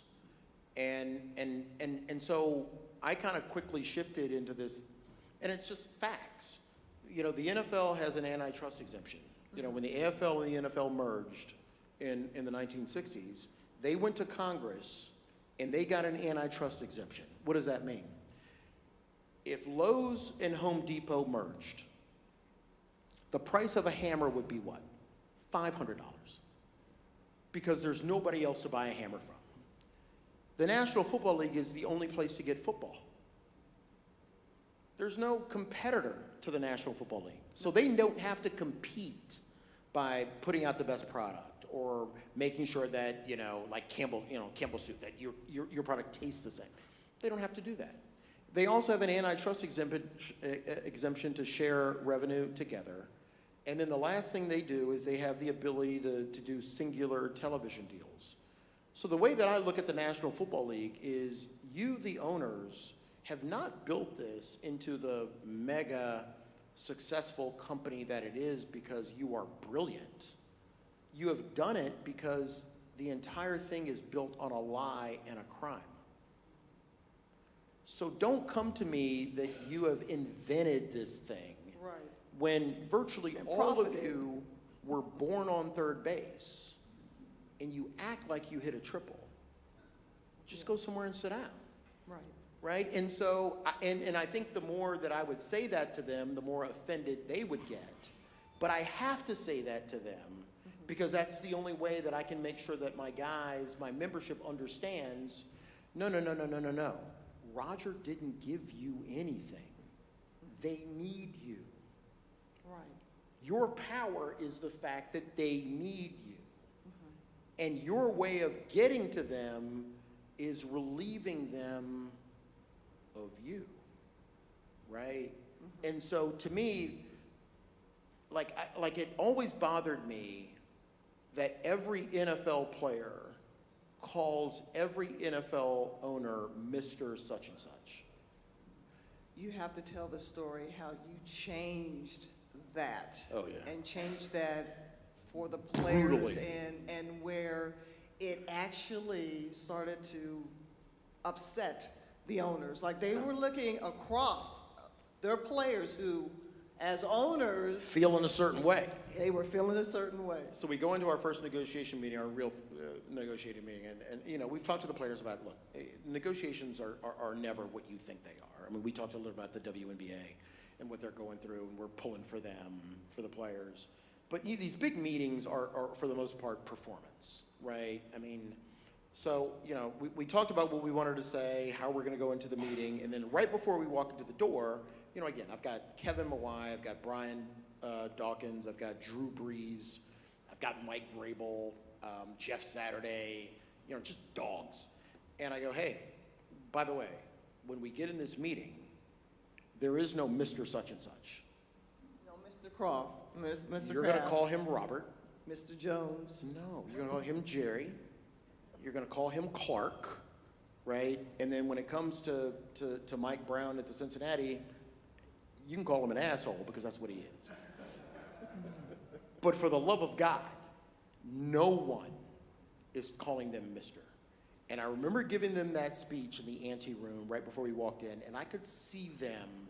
They were uncomfortable. Oh, Lord. I mean, I love our dudes to death, but it was like, and by the way, as soon as the meeting's over, I got a thing I got to tell you about Santa. Wait for it. But they were like, hey, D, that just seems disrespectful.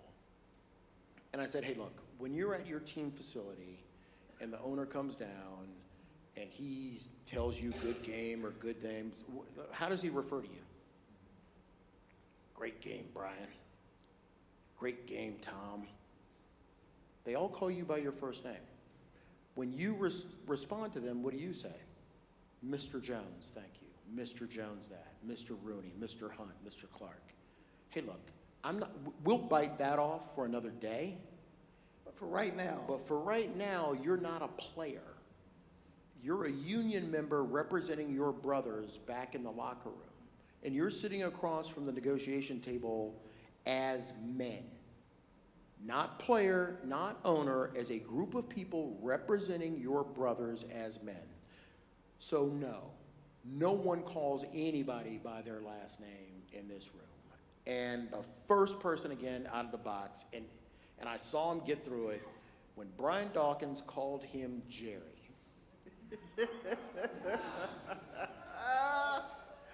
I wanted to get up out of the room, take a photo, and just leave, because that's the end of the day, right? And Jerry is like, you could just see the wheels spin. If he could have called him boy. Woo! He was just like,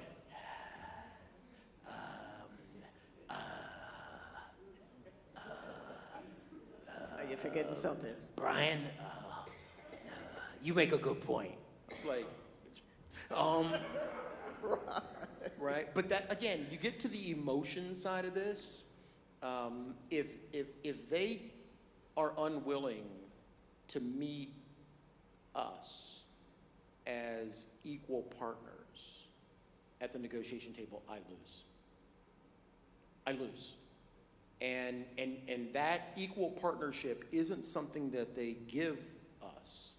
That equal partnership status is something we take from them, right? So in the same way that offense is not given, it's taken, respect is not given, it's earned. And it was important for our guys just to get their heads around, just hit them in the face with the fact that you're going to be respected. And that, among the sports unions, I think that is the toughest thing that the sports unions have to deal with. Changing that mindset. Because, you're conditioned, right? And it's not your fault. It's just overly conditioned. And you actually believe you're thankful. I'm just blessed to be here, right? And you see guys after... I play the game for free. Oh, my God. And I'm like, man, if you ever say I'll play the game for free, man, they're going to find you in a shallow grave. And I'll have an alibi. Right. But, that's the leverage that the owners are using on our dudes. And it has to stop. And I think, can I segue just a little bit? Please. The best lessons that the men's sports unions can learn is from the women basketball players. I have never seen, by the way, if I could represent them, oh my God, I would have left the dudes like 15 years ago. Oh, I mean, but you think about that Atlanta Dream Team. What they did. Renee Montgomery. Yes. Beast. Yes. They not only achieved everything they wanted, but I have never heard of a sports union or any other union that forced their owner out. Sure did. Who puts a bullet in the boss? And so I look at that group, and I know that our guys got tired of me saying it. And I know, and I said it for that reason. I have never seen a group of athletes like the women's soccer players and the women basketball players make that respect earned. Demanded. And literally, if the men, and I mean the men of all sports, if the men had 50% of that willingness to demand respect, it changes. And single-mindedness.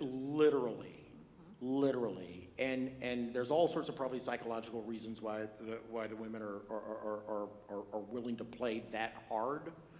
But you think about the U.S. women's national team and the NSSL who changed equal pay. I mean, the fact that they weren't getting paid equal. The ability of the WNBA players to literally effectuate that level of change. I mean, the owner that they ousted was a U.S. senator. Yes. Oh my God! I mean, that's the kind of stuff that legends are made of. And so, we talk about NIL, we talk about players, we talk about the people who are coming forward. I think the one thing that they understand better than the men is that they'll never be a part of the family. Yeah. This is our family. Yeah. And I think that's, to me, one of the most emotional, beautiful things that I've ever been around. And I got to be a little part of what the women were doing in soccer and a little bit about what the women were doing in basketball. But, you know, that ability to make a decision that it's not them, it's us. Come on. Let's, I want to talk about, in my opinion, there's so many fascinating characters in your book, but the relationship that I'm most fascinated with is Roger Goodell. Yeah. And you referred to him as, at one time, the Law and Order Commissioner or Prince Valiant.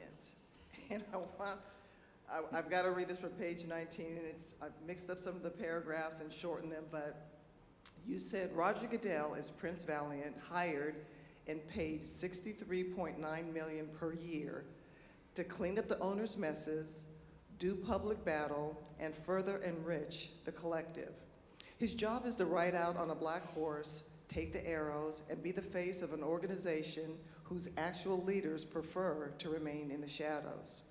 So, no owner ever has to take an arrow, so they aren't the ones explaining their antiquated views on racial injustice or trying to explain the league's domestic violence policy or pretending concussions aren't turning some players' brains to mush. Roger does it for them. You see him and no one else because that's who the league wants you to see. What was your relationship from beginning to end? Roger's a tough guy. Complicated, it's complicated. It's complicated. You know, our first meeting was at a restaurant in DC right after I got elected, and look, it was pleasant, it was fine, but I'll never forget that at the end of the lunch, he reaches over and he undoes the NFL pin that he has in his lapel, and he puts the back on it, and he slides the pin over to me, and he says, "Hey, D, welcome to the NFL family." And I put my fingers on the pen and slid it back over to him and said, "I'll never be a part of the NFL family." Oh, wow. That was it. You know, and to me, what was the look on his face? Shock? Bewilderment. I mean, I could articulate it into words. You know, again, I watch Django a lot. You know, there's that line of, "What's that dude doing on a horse?" That look. Yeah, you know, he wasn't hurt, he wasn't shocked, it was just bewilderment. Right. Like, And, who is this dude? And so, you know, Roger, I think, is a complicated human. I think that he embodies the NFL. He feels that he is the human manifestation of the National Football League. And he can be at least for the majority of our relationship, I would put it into the category as Roger's a bully. You know, he's got 31 owners. He's got an entertainment product that is 93 of the top 100 television shows every year. Wow. They earn $1.2 billion every year, regardless of wars, recessions, depressions. The only time the National Football League did not hit their revenue target was a worldwide pandemic. And in that year, they made $11 billion. In a worldwide pandemic. So he comes at this from a place where he never has to say please. He never has to say I'm sorry. Once he's made a decision, that train leaves the station, he never has to back up. Near the end, you know, the only way that I knew how to deal with somebody like that is to be as much of a bully, to be as, you know, resilient as he was being offensive. So, you know, when you think about all of the things that, you know, you probably read about in the newspapers, you know, Bountygate, the thing with the Saints, we litigated to the death. And it's brutal, and it's ugly, and it's nasty. It plays out publicly because I know that that's what I need to do. We move from that to Ray Rice. It's brutal. It's nasty. We go to that to Deflategate. It's brutal. It's nasty. We get to Colin Kaepernick. It's nasty. It's ugly. So, by the time we got to 2018, 2019, I think Roger had gotten to that point of he's not going away, right? So now maybe this is a guy that I have to negotiate with. Exactly. And so, look, near the end, we have our issues and we get the 20 deal done. But here's the irony about a guy like Roger. We have these fights for literally 12, 13, 14 years. And then during COVID, I don't know if you remember, he gives a press conference from his house in his basement. And he gives a press conference where he says, I want to apologize on behalf of the NFL because we got it wrong about Colin Kaepernick. We got it wrong about supporting the players and the anthem. We should have done better. Where did that come from? I don't know this for a fact, but I would bet every amount of money that I have that Roger did not have the permission of the owners to give that press conference. 100%. And Roger has an interesting history. I talk about it in Turf Wars. Roger's, because by the time we'd reached 2010, I'm realizing that I've got a difficult person that I can't figure out. And part of, like my superpower is like empathy. Trial lawyer, I can always try to figure out, okay, what a juror's thinking, what a witness is thinking. That's like literally what I kind of pride myself on doing. Roger was the first person I've ever met in my life that I just couldn't figure out and couldn't hack. And a former partner of mine called me one day and he said, well, do you know a little bit about Roger's father? That's a great and I said, no. And he began to tell me about Roger's dad. Roger's dad was a man named Charles Goodell. In 1968, Charles Goodell is a congressman from upstate New York. Robert Kennedy is assassinated. His father takes over Robert Kennedy's seat. His dad is one of the few pro-civil rights, anti-Vietnam War Republicans, senator. His father hires the first black chief of staff, head of communications on Capitol Hill. And so I go down this rabbit hole because now, I'll just admit to you, I've had this bromance with his father. His father's papers are at the New York Public Library, and one day I stumble upon a photo. It's his father's first day on Capitol Hill. He's sitting next to an African-American man named Alfred Coles, and he was the first black chief of communications, chief of staff ever on Capitol Hill. And they ask this African-American man, how would you describe yourself? And he says, I would describe myself as a responsible black militant.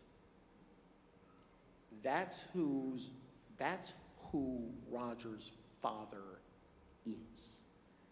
And now I'm looking at this dude, and I'm like, I'm 100% sure you're adopted. Right? I mean, like, hey. That's all the explanation. And so, the reason why I talk about Roger's father in the book a lot is you asked me, where did that come from? Where did that basement speech come from? And again, I don't know, and it's what we do. But I think there is a part of him that is reconciling with his father. And, he's been in this job for 19 years, almost 20 years. He's done the bidding of the owners. He's done everything they've wanted him to do.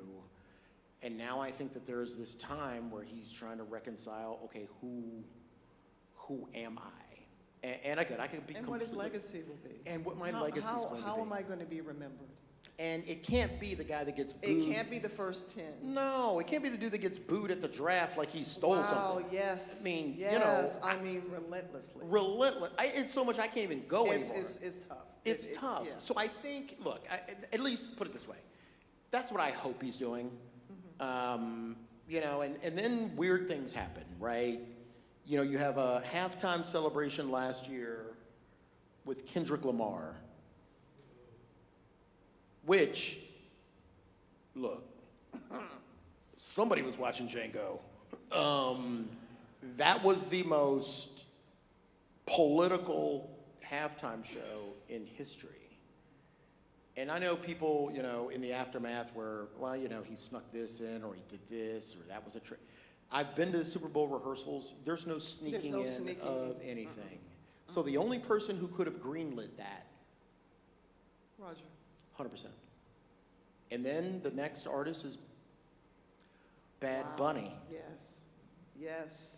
And he comes to the defense of why he's selected.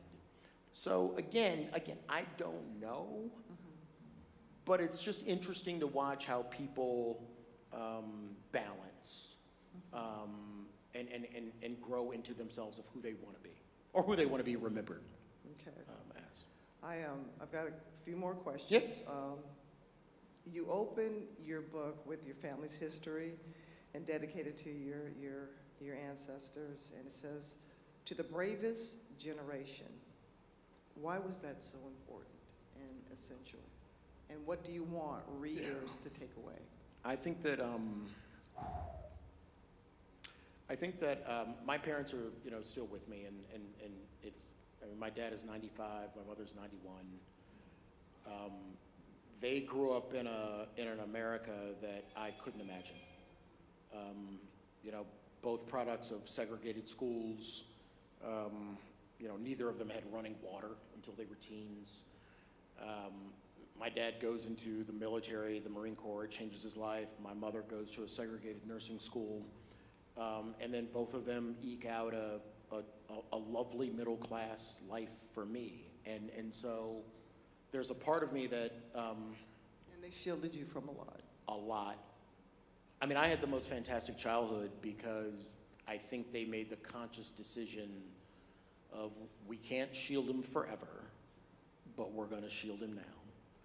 And allow you and your sister. And grow into it, right? And I think,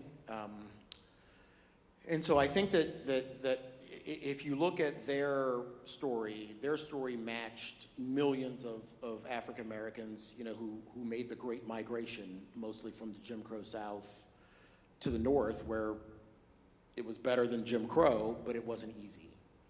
And I think at their core, all of them made a decision that they could be bitter, they could be angry, they could accept the roles that were put on them, but they decided to do something else. And so, you know, we talk a lot, or we read a lot about, you know, the greatest generation, sort of that, you know, that we wrap around World War II. I think that our parents were the bravest generation, because they actually believed in and still believe in the promise of America. And yes, I mean, our country was founded by a bunch of founding fathers who owned slaves, and we can talk about it all day long, but here's where I come out on that. They may not have ever wanted an America where people were truly equal, but you know where they made the mistake? They wrote it down that it should be equal. I didn't use the words "a more perfect union." I didn't use the words "all men are created equal," but that's what you wrote. We the people. We the people, but that's what you wrote. And much like a contract, I'm gonna hold you to the contract that you wrote. And I think that our parents were the bravest generation because they continue to hold those people accountable to the contract that they wrote for America. And so, yeah, I think about them as the bravest generation. A really dear friend of mine gave me the first line of the book because I think so many stories aren't written from our perspective. And you know, one of my best friends in the world told me that and she introduced me to this book called, you know, Things Fall Apart, and it's that Chinua quote where until the lion learns to write, all stories glorify the hunter. So it's our job as lions to write. Because if we don't, it's a different story. And you know, tonight we're a part of Malik Books, and by the way, that video was just fire. Can we give it up for Malik? Just yes. Right. Yes. But the idea of, you know, young women, young men, kids reading, you know, they need to read stories written by lions that look like them. And anyway. What do you want people, last question, how would you like your legacy to be summarized?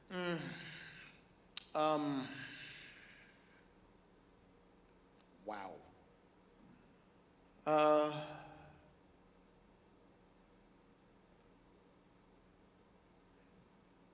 That he was authentic, you know. There's one section of the book, I think that, do you mind if I read it? Please. Is that okay? Please. Please. Like home, you know, we talked about home and we talk about our families, and my favorite chapter of the book is a chapter called Homestead. And I just want to read a couple. Yes. I just want to read a couple of paragraphs. But there's a small Baptist. There's a small Baptist church in Dry Fork, just 50 yards off of State Route 718, where we gather once a year as a family. We call it homecoming. When I was a kid, long before seatbelt laws, my dad would carry us to the car in the middle of the night, sliding us into the makeshift bed in the fold-down back seat of his Plymouth Barracuda. Lucky kids, we would drive through Charlottesville, where the smart kids studied literature and law, before parking in the churchyard in time for my papa's sermon, a man named Frederick Douglass Smith.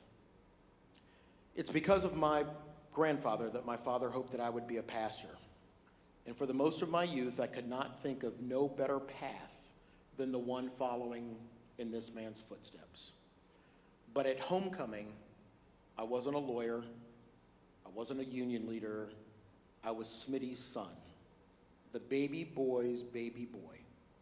And even after I became a teenager and crossed into adulthood, the ritual stayed consistent. But as I entered my 20s, I began noticing a change. Not in my relatives, not in homecoming. I noticed the change in me. So if I had to pick like the legacy, I remember that change in me, realizing that it was inextricably tied to these people who lived in this land, who overcame things that I can't imagine, overcame things that I would never want for my kids. And all of those people gave me this power to be authentic, unapologetic, because I knew no matter what I had to do as a lawyer or as a union leader, that they would always accept me back there for who I was. And so being Smitty's baby boy's baby boy, man, that's a cool ass thing to be for the rest of your life. That's it.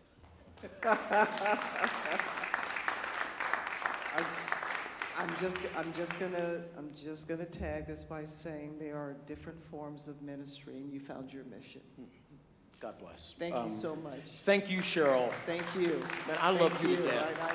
I'm telling you, please, you have to read this book. It is so well written, so illuminating, so honest, truthful, and for you to come full circle and give Roger Goodell grace for not only for himself to forgive himself, but a chance for him to see himself how he may want to be moving forward. That's what we do. That's what you did. Yeah. Thank you. Thank you, and thanks guys. for coming out Thank tonight. you. Thank you. We got a little time for Q&A. Yes, we have a, And, please. Yeah, so you can line up behind me. I'm gonna ask the first question. Yeah. But you can line up behind me. Thank you for your story and thank you for your truth. Thank you. I mean, it's much needed and I appreciate it. My question is, the NFL has often been compared to, that is the draft and the combine to the auction block during slavery. Have you ever had to address that? Oh yeah, I mean, one of the first fights that Roger and I got in with was, I'm done with that box. You know, where you're standing on the box with your hands out and somebody's measuring you. That was one of the first fights that we ever had. And again, they don't do that anymore. But the combine is still the most reductionist human inventory of anything I've ever seen. And most people don't get sort of the insidiousness of the combine. Everybody already knows how high you can jump, how fast you can run, how much bench you can press. The reason why they want you to go to the combine is the combine means that you get examined by 32 team doctors. And then they put you in an MRI. So, don't equate that with what happens once you sign a contract. When you sign a contract, you go to the team and you have a physical with the team, and that physical is about whether you are physically capable of doing the job of football. So if that's what happens after you get signed, what's the combine medicals for? The combine medicals are for, you're a linebacker and you run a 4.640, he's a linebacker, he runs a 4.640, you both bench the same, you both jump the same. You know what the combine medical is for? They want to know that you had a knee injury when you were in college. So you're going to go to the 5th round. He's going to go to the 2nd round. And the combine medical is a way of making you take less money for something that happened to you in the past. Wow. That's the combine. Man. I know. Wow. I know everybody here is like, damn. Appreciate both of you guys coming today. Great experience. My question is for DeMaurice Smith.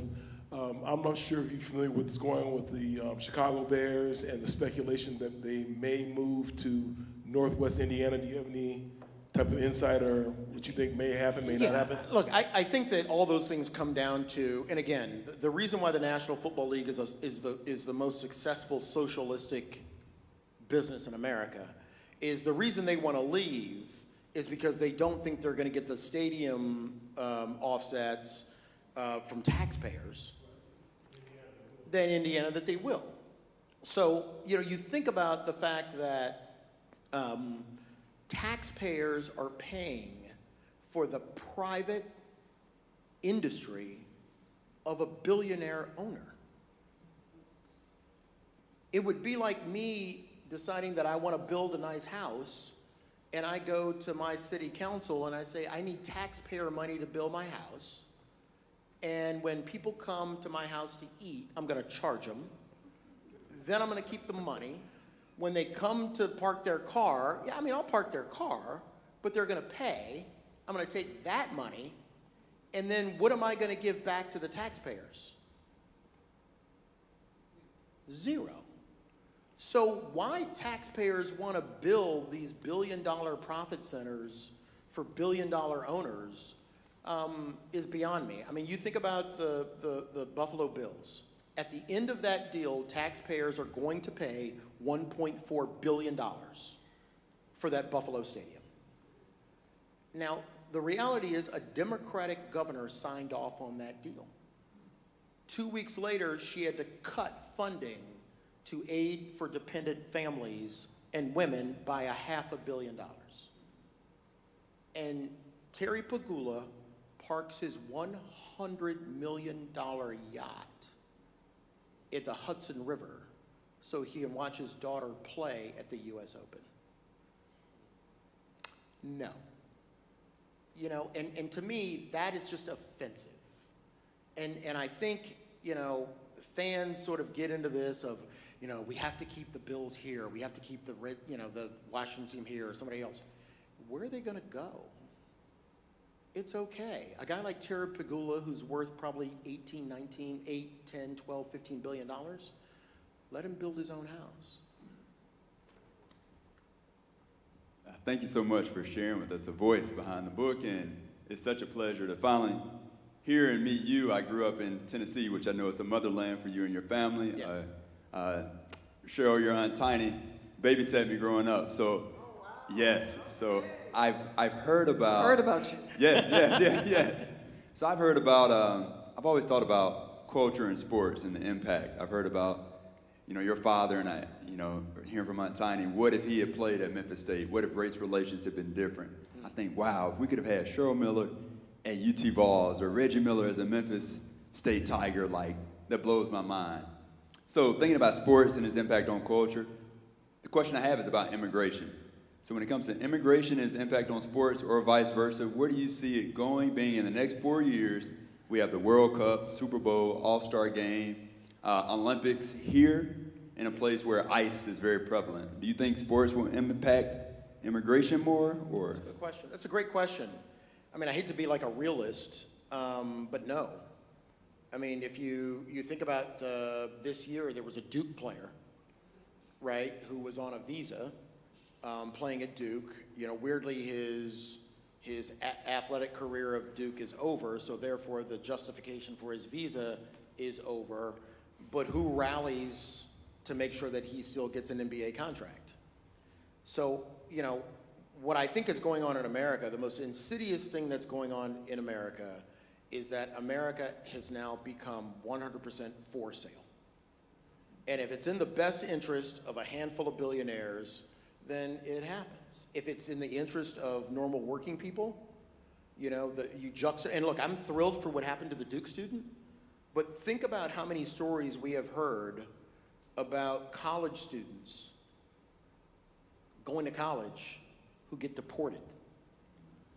It just so happened that other college kid didn't serve the ends of some billionaire industry. So I think, if you look at what happens in sports, sports is the best example of how everybody cuts the corners to make it okay for them. But when it comes to you and me, there's no reason to do that. Yeah. Hello, good evening. My name's Adewale Odie. Good to see you again. Good to see you as well. I work in venture capital. But the question I have is about Shedeur Sanders. And how do you feel about the process that he went through from draft to now? And do you think he'll be able to get a fair shot in the NFL? I think he'll be able to get a fair shot because, I'll answer the second part first. I think he'll be able to get a fair shot because the reality in the National Football League is at any given time, there's like 6 good quarterbacks. I mean, that's just reality, right? There's like 6, in football world, we call it 6 good quarterbacks and everybody else is just a guy. And serviceable, manage the team, but there's always just like 6 that next level. So there's always going to be a team that wants a person who's better than just a guy. What I will say about Shedeur, and this is just from my perspective, I have never seen a player in the National Football League come into the league as hated as that guy. I mean, when Eli came into the league, was coming into the league, he famously said, or his dad famously said. Sure did. Right? He's not going to play for that team. That is the only time I know in history where the league said, okay. And that was because he had a brother named Peyton. Shedeur says the exact same thing as Eli, and he's demonized. So look, again, I don't know, but I do know that we talked a little bit about NIL. And by the way, I think the best analogy, we all remember when David Stern lost his mind over the baggy pants, the Allen Iverson, and we're not gonna do that. I think there is a certain reaction that the NFL owners are now having with NIL players who come in with a level of brashness and money. And the league, among all of the sports leagues, There is no sports league more militaristic than the National Football League. Of this is us, it is not players, it is the shield. And I think to a certain extent that Shador became the test case for the NFL owners saying that is not going to happen here. That's my guess. Okay. Hey, thanks a lot, D. Thank you. I enjoyed the talk up there, some things that you discussed. Let me ask you this. You know, at the end of one of those, I guess after your third year there, the new contract the players had. Yep. Did the owners give you $1 million bonus? I don't work for the owners, so no. No? No. Oh, okay. Like I got $1 million bonus? Yeah. No. Yeah. I guess LA. And I think that you need to find the dude who told you that, and you need to push him off a pier. Okay, let me say this then. Okay. By the way, it's not the first time I've heard that. Yeah.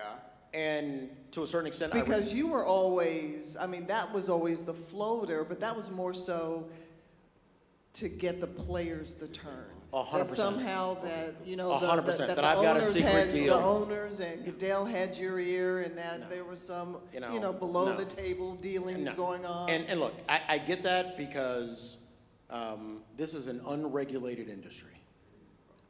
And you've got 31 billionaires who have no SEC oversight, no board of directors, no 10Ks, no 10Qs, and for the largest time that I was there, they were a nonprofit. So, the reason I frame it that way is if any of you were those billionaires and you knew that you had no oversight and no one would ever come to tell you or to arrest you, what would you do? 100%. So I never worked for the NFL.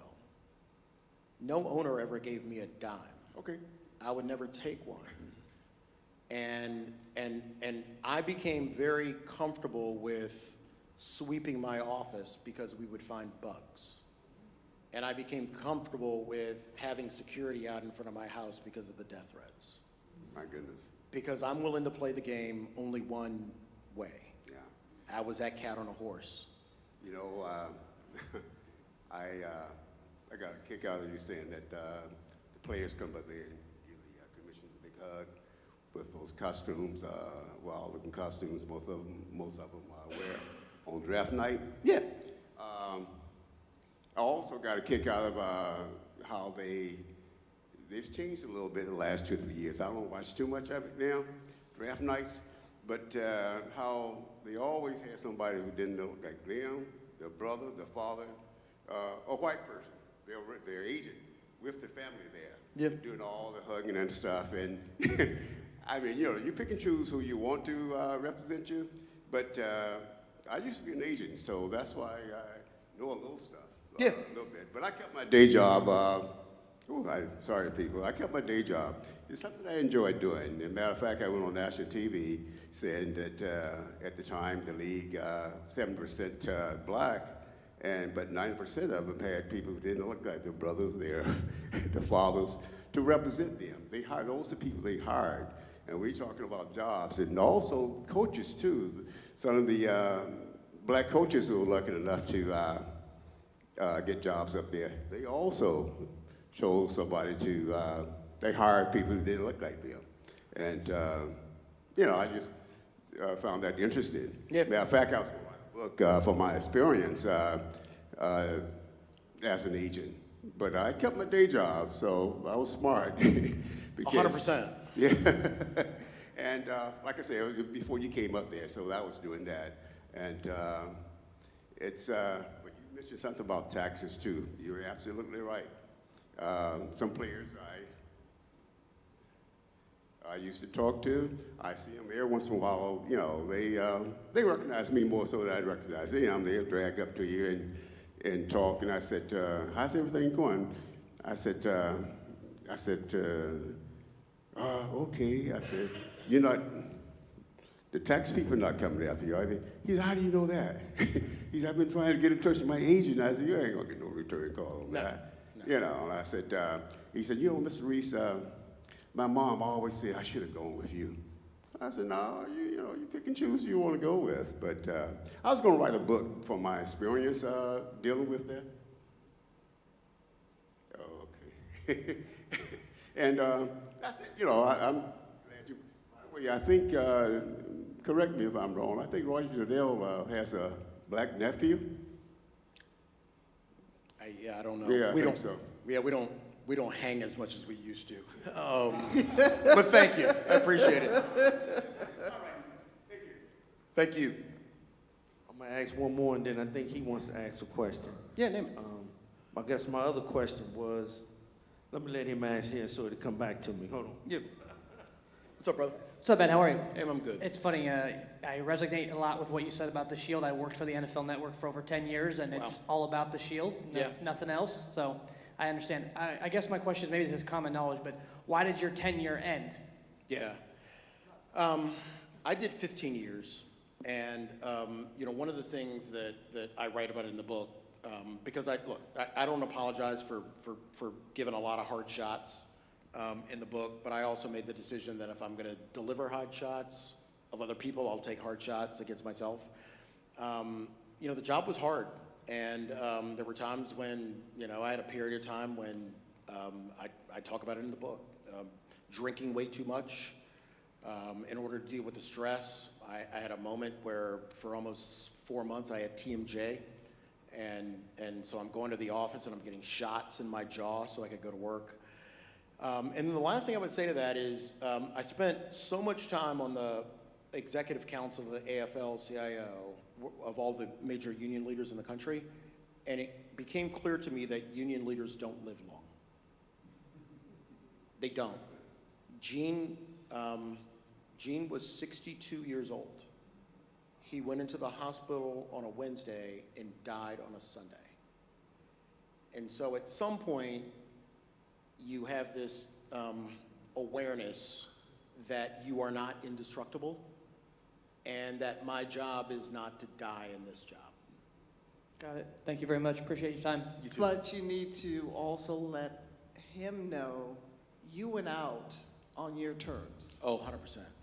Yeah. And I know I get a You little... fought for that last, but not a lot of people can write their own ticket on the way out, and you were able to do that. And I think that's important, right? Because, you know, so much of what we do as people of color fighting in these jobs, we're clinging to them, you know? And so at the end, I knew I wanted to get the 2020 deal done. That was important to me. It was a good deal for the players, massively increased revenue. You know, 70% of our men are on minimum contracts. Let me say that one more time. 70% of NFL players are on a minimum contract.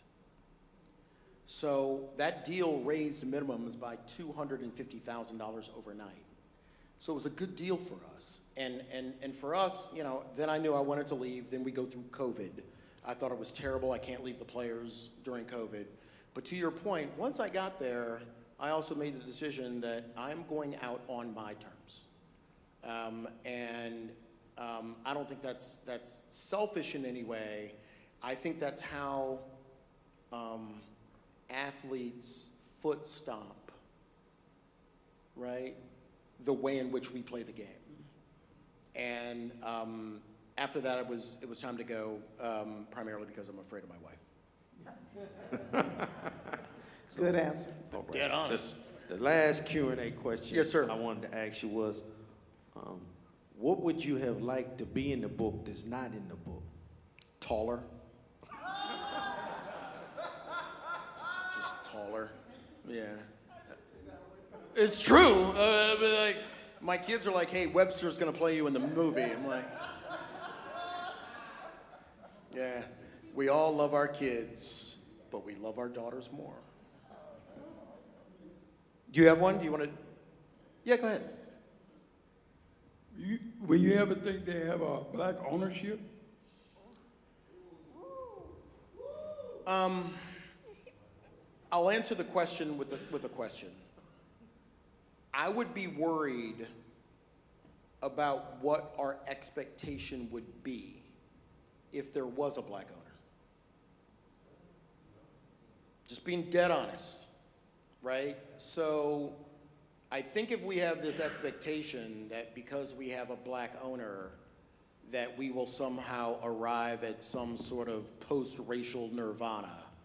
We already saw what happened when we had a two-term black president. So I think that we change our expectation and simply fight for the things that we believe are right. Thank you for being here. I did not know that wait, is this true? About half of the league's teams are family 100%. controlled or generationally inherited. Yeah. Only 15 or 16 teams out of 32. It's not a meritocracy. It really isn't. No. Yeah. Yes, sir. Thank you for being here, first of all, and Cheryl as well. I'm concerned now, too, with the Olympics coming in 2028. Do they ever have any representation? And maybe I think that would be grandeur. I mean, I think you would be great. That is not going to happen. No. No, but they need it, right? Olympic athletes, I would argue that Olympic athletes are probably the most exploited athletes out there. No doubt. Right? I mean, you think of the Olympic Committee is a 100% nonprofit. The International Olympic Committee is its own nation. They're not subject to any country's rules. So they utilize and steal the name, image, and likeness of Olympic athletes, pay them nothing. So, do I think that, people talk about, we talked about college athletics. I actually think there's a better chance that Olympic athletes get unionized before college athletes, because you're dealing with a much smaller subset of people at the highest level of their game, and you actually know that there's this group of people who are likely to be in the Olympics one day. So, there is no group of athletes who are exploited more than Olympic athletes. And all of that profit goes to the Olympics. And they have sort of a quasi, I think they call it an athletes panel, where they listen to the athletes or listen to their grievances. But if you can't dictate your own destiny, you're begging. And so, look, I think that, much like FIFA, it operates in a way that has no accountability whatsoever. And I think that's the beauty of what unions, sports unions, and again, one final shout out for the WNBA players who are fighting for their first real fair CBA. Man, respect is not given, respect is earned. And you usually have to take it from somebody and put it on your shoulders.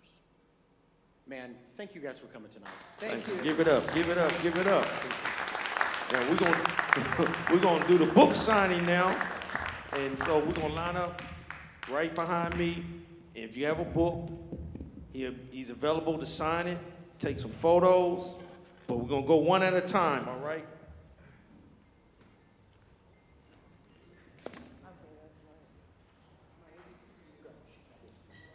Give it up for Cheryl Miller. Wonderful conversation. Come on. So we're gonna come one at a time. If we have books available in the back too for sale. Yes.